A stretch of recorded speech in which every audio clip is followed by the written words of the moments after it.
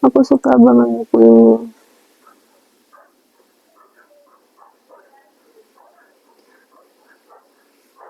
Kita coba baca yang cacat ya. Halaman berapa tadi? 91. Kayaknya yang cacat agak panjang guys.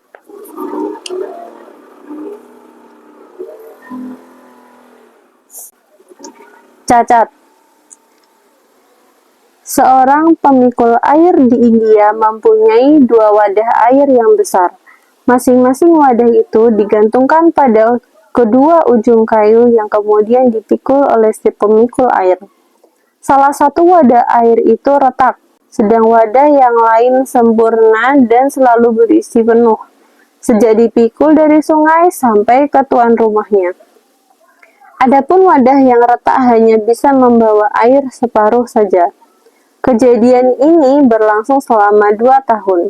Wadah yang sempurna tentu saja merasa bangga akan prestasinya. Tapi wadah yang cacat merasa malu atas ketidaksempurnaannya dan merasa sedih karena ia hanya bisa membawa separuh dari jumlah air yang seharusnya. Setelah 2 tahun dari apa yang dianggapnya sebagai kegagalan pahit, ia akhirnya bicara pada si pemikul air di tepi sungai. Aku malu pada diriku sendiri, dan aku minta maaf kepadamu. Mengapa? Kata si pemikul air. Apa yang kamu lakukan? Selama 2 tahun ini, aku hanya dapat mengantarkan air separuh dari wadahku. Retak di tubuhku membocorkan air sepanjang jalan ke rumah tuanmu. Karena cacatku ini, maka kau harus bekerja lebih berat.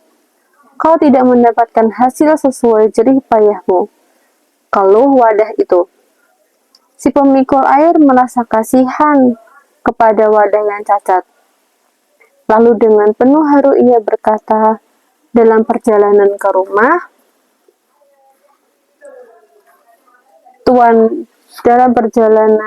rumah, tuanku nanti, kuharap kau memperhatikan keindahan bunga-bunga yang tumbuh di sepanjang jalan. Memang benar, ketika mereka mendaki pegunungan, wadah yang cacat itu melihat sepanjang jalan tumbuh bunga-bunga indah yang diterpa hangat sinar matahari pagi. Pemandangan ini sedikit menghibur hatinya. Namun, pada akhir perjalanan, ia kembali bersedih mengetahui air yang disimpannya tinggal separuh karena bocor sepanjang jalan. Ia kemudian minta maaf lagi atas kegagalannya. Sepemikul air berkata, tidakkah kau memperhatikan bahwa bunga-bunga itu hanya tumbuh di sisi yang kau lalui, bukan di sisi wadah lain? Itu karena kau mengetahui kelemahanmu, lalu aku memanfaatkannya. Aku menanam benih sepanjang jalan yang kau lalui. Setiap hari setelah aku mengambil air dari sungai, kau menyirami benih-benih itu. Selama hampir 2 tahun, aku bisa memetik bunga-bunga indah itu untuk menghias meja tuanku. Bila keadaanmu tidak demikian, tuanku tidak akan bisa mendapatkan keindahan itu di rumahnya. Masing-masing kita memiliki kekurangan. Kita semua adalah wadah yang cacat.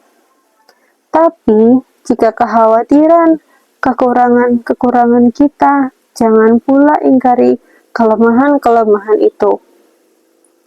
Karena kita juga dapat menjadi penyebab keindahan.